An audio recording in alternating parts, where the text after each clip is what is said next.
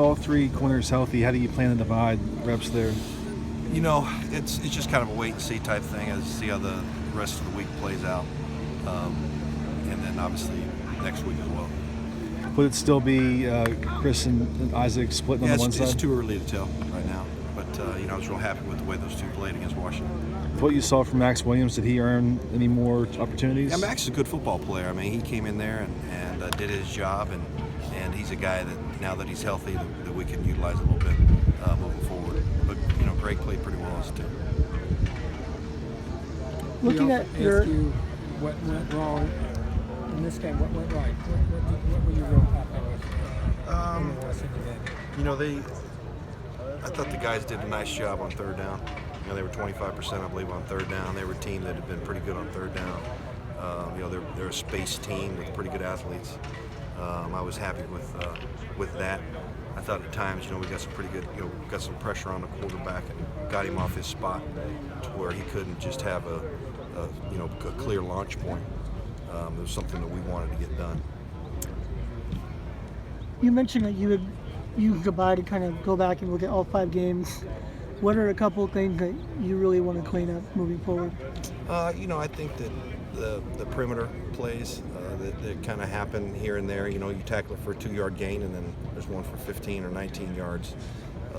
Those plays don't kill you, but they just kind of keep drives alive, and so I think, you know, playing with better eye control within the back seven, seeing those perimeter plays is. What's the plan for Jordan Isaac when he comes back healthy? We're just gonna have to wait and see where he's at when the time comes. But you know, we miss Jordan. He's a big part of our defense. Is the goal still the Notre Dame game, or is it? You'd have to ask Coach Hill. Okay.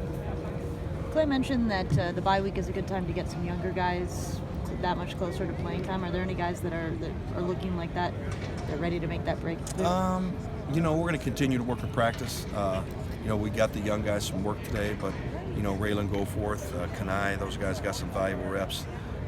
You know, in the secondary, we're playing a lot of young guys, so it's just kind of the normal rotation there with that group.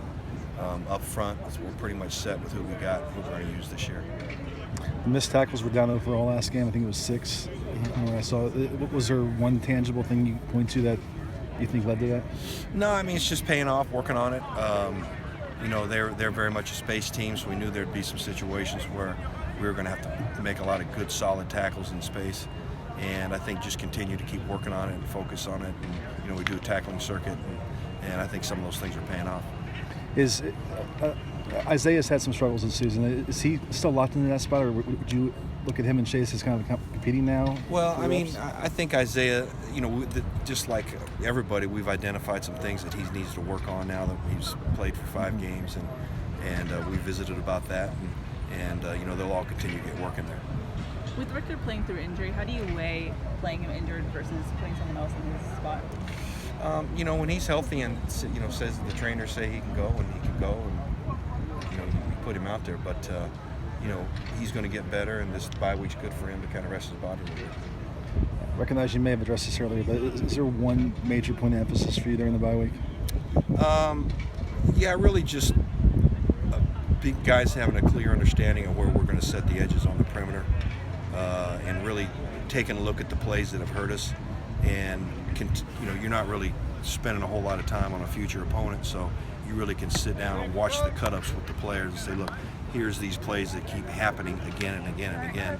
And so when you see this formation and this motion potentially might happen, there's a good chance it's going to be one of these 2 things. Is that what